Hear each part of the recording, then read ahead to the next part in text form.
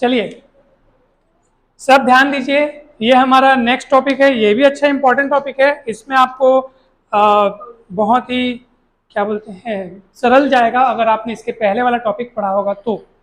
ठीक है, इस पे हम ये मान के चलेंगे कि जैसे यहाँ पे लिखा हुआ है electric potential due to a system of charges.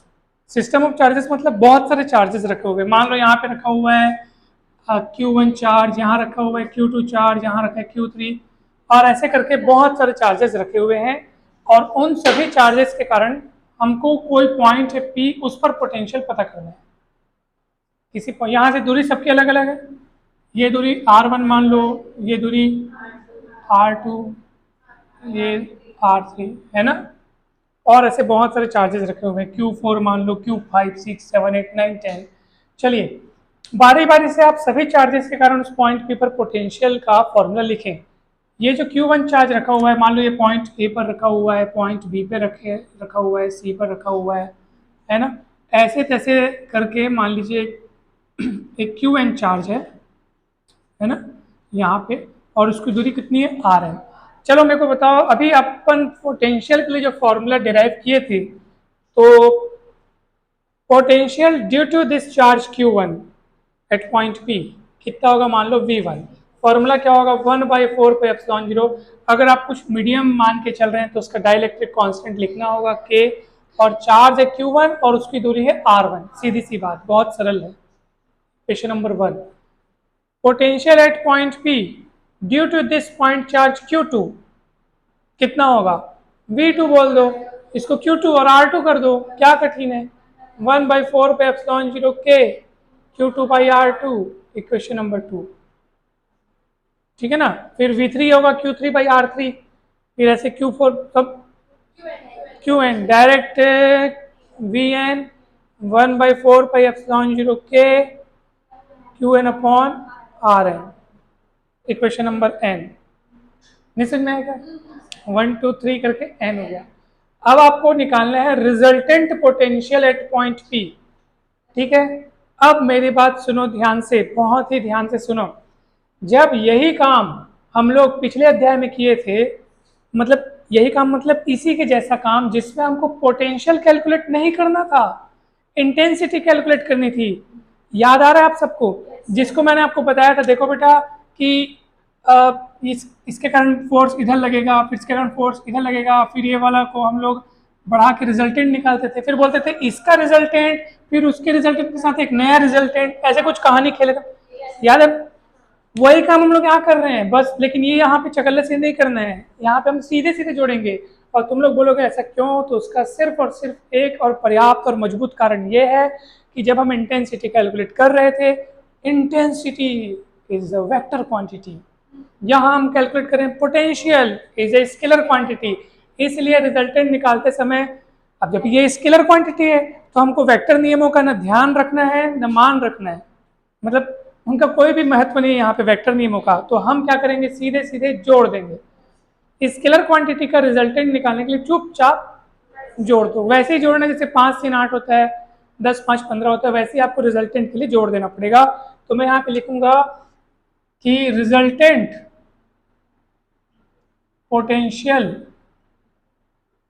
Eight point P कितना होगा sir, V is equals to V1 plus V2 plus V3 plus Vn 1/4πε0 K Q1/R1 plus 1/4πε0 K Q2/R2 plus, और ऐसे चलते जाएगा। लास्ट वाला कितना आएगा, 1/4πε0 K Qn/Rn, और बताओ कॉमन क्या निकलेगा, 1/4πε0 K Q हो गया बस।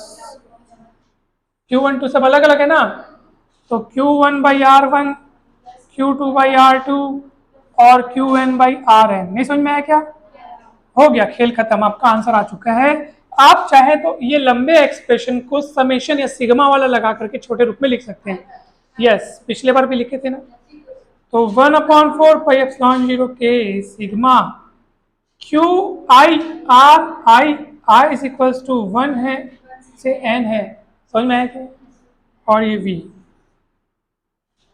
और नीचे आप लिख देना कि फॉर एयर या vacuum k is equal to 1, तो k इज इक्वल टू 1 करके इसको नए रूप में लिख देना। मेरे ख्याल से सबसे सरल था ये, है ना। ये जो चीजें ज्यादा सरल होती है ना वो और एग्जाम में नहीं आती हैं, ठीक है, ज्यादा ही सरल हो गया, है ना। तो चलिए ये है, आप एक बार ध्यान रखिए, हम अभी और आगे के जो डेरिवेशंस पढ़ेंगे उसमें जब फिर रिजल्टेंट पोटेंशियल निकालेंगे, ध्यान से सुनियो मेरी बात को, तब हम, क्योंकि पोटेंशियल स्केलर क्वांटिटी है इसलिए हम रिजल्टेंट निकालते समय सीधे सीधे जोड़ेंगे। जैसे हमने सीधे सीधे जोड़ा, कहीं भी वेक्टर का सिंबल नहीं लगाया है, उसमें तो हमको सिंबल लगाना पड़ता था रिजल्टेंट इंटीजर निकालने के लिए, E1 वेक्टर E2 वेक्टर, याद आ रहा है आपको कुछ। तो intensity is a vector quantity, potential is scalar quantity, इस बात को याद रखना। एक और बहुत ही महत्वपूर्ण बात मैं आपको बताना चाहता हूँ, ध्यान से समझना, गजब की बात। मैं इसको मिटाऊं क्या? देखो,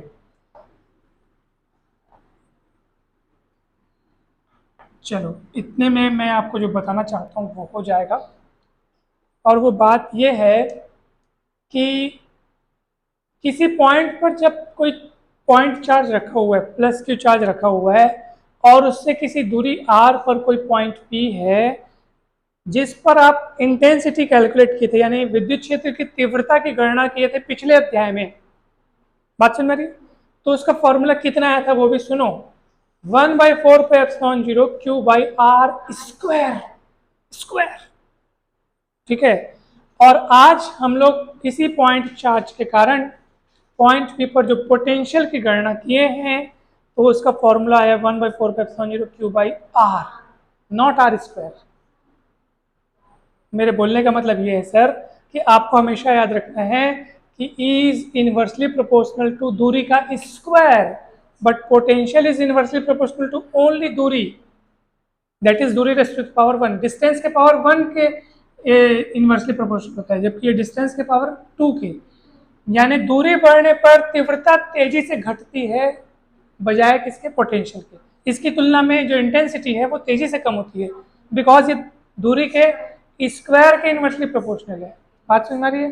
इन फॉर्मूलों का बहुत ध्यान रखना, कभी कभार आप जब पढ़ोगे, टेस्ट दिलाओगे, परीक्षा में लिखोगे, कंफ्यूजन हो जाते हैं क्योंकि फॉर्मूले दिखने में इतने एक जैसे हैं। तो पोटेंशियल को आप Q/r² ना लिख देना, या इंटेंसिटी को आप Q/r मत लिखना, गौर से देख लो। इसलिए कहते हैं तुलना करके पढ़ने में फायदा होता है, ठीक है। तुलना करके मतलब दूसरों से तुलना नहीं, आप इस फॉर्मूले, एक चीज को दूसरी चीज से तुलना करो कि हाँ इसमें ये था, इसमें ये था, तो आपको इसे याद करके बनेगा कि ये फॉर्मूले में ये आया था, ये फॉर्मूले में ये आया है, तो मेरे को ये ध्यान रखना है करके, तो ये आपको ध्यान रखना है। चले आगे, ये डेरिवेशन समाप्त। हाँ हाँ करेक्ट, ये सुपरपोजिशन प्रिंसिपल ही यूज हुआ है, लेकिन हमने सीधा सीधा क्यों जोड़ा है? क्योंकि हम यहाँ कोई भी वेक्टर रूल्स नहीं लगा सकते, कोई भी वेक्टर लॉ का इस्तेमाल नहीं करेंगे, बिकॉज हम क्या कैलकुलेट कर रहे हैं, पोटेंशियल, और विभव कैसी राशि है, पोटेंशियल कैसी क्वांटिटी, अदिश यानी कि स्केलर क्वांटिटी है, ठीक है।